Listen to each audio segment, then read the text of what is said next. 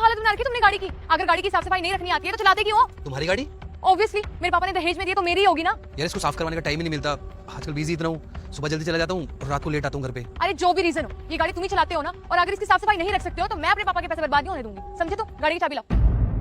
तुम कोई बोल रही हो चाबी दो मुझे मेरी। यार इतनी बड़ी बात भी नहीं है जो तुम पापा के सामने मुझे ऐसे डांट रही हो। ये सब तुम्हारी गलती है।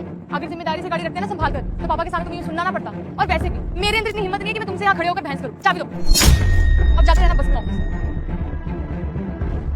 कोई बात नहीं बेटा।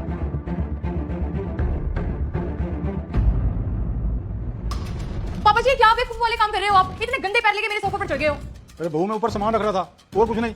आपके पैसों का नहीं आया ना सोफा, इसीलिए आप इसकी कदर नहीं कर रहे हो। खुद के पैसों का तो ना इस पर चढ़ते भी ना।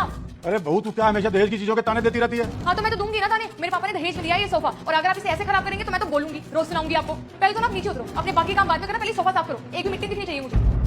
करता हूँ।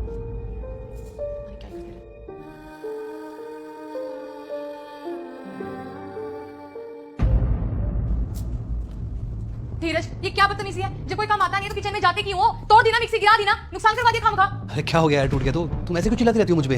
हाँ तुम्हें तो क्यों ही फर्क पड़ेगा? तुम्हारे पैसे थोड़ी लगे हैं, पैसे तो मेरे पापा के लगे हैं। और मेरी बात में कान खोल के सुन लो, अगर मेरे पापा की दी हुई चीज को ढंग से यूज नहीं कर सकते ना, उसे हाथ में मत लगाएं।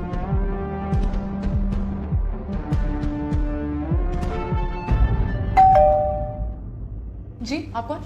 वो मूवर पैकर्स वालों की तरफ से आए हैं, वो सामान शिफ्ट करना था। आई थिंक आप गलत एड्रेस पर आ गए हो, यहाँ पर कोई शिफ्टिंग नहीं हो रही। नहीं बिल्कुल सही एड्रेस है, 1120 है ये। धीरज दीक्षित जी ने बुलाया हमें। अच्छा मैं पूछती हूँ, एक मिनट। थोड़ा जल्दी करिए, नीचे बंदे इंतजार कर रहे हैं।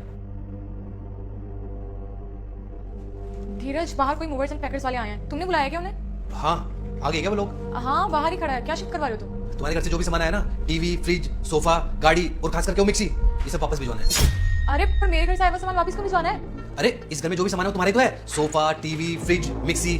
मुझे तो कभी कभी ऐसा लगता है ये घर भी तुम्हारा है, मैं तो किराए पे रहता हूँ यहाँ पे, इसलिए मैं बहुत परेशान हो चुका हूँ यार। ये तुम्हारा सारा सामान ना वापस भेज के मैं खुद का खरीद के लेके आऊंगा। एक बात बताओ, क्या मैंने तुम्हारे पापा से दहेज में कुछ मांगा था, या तुम्हारे आने से पहले इस घर में कुछ नहीं था क्या? खाली था ये घर?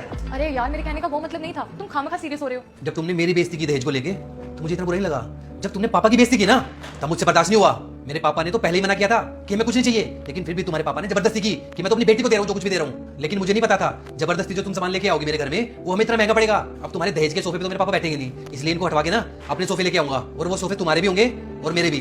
ठीक है धीरज, आई एम रियली सॉरी अगर तुम्हें मेरी बात का बुरा लगा। बेटा मैं संकट मोचन हनुमान हूँ, मैं तेरे सभी संकट दूर कर दूंगा। तू इस वीडियो को लाइक करके चैनल को सब्सक्राइब कर ले और कमेंट में जय श्री राम लिख दे।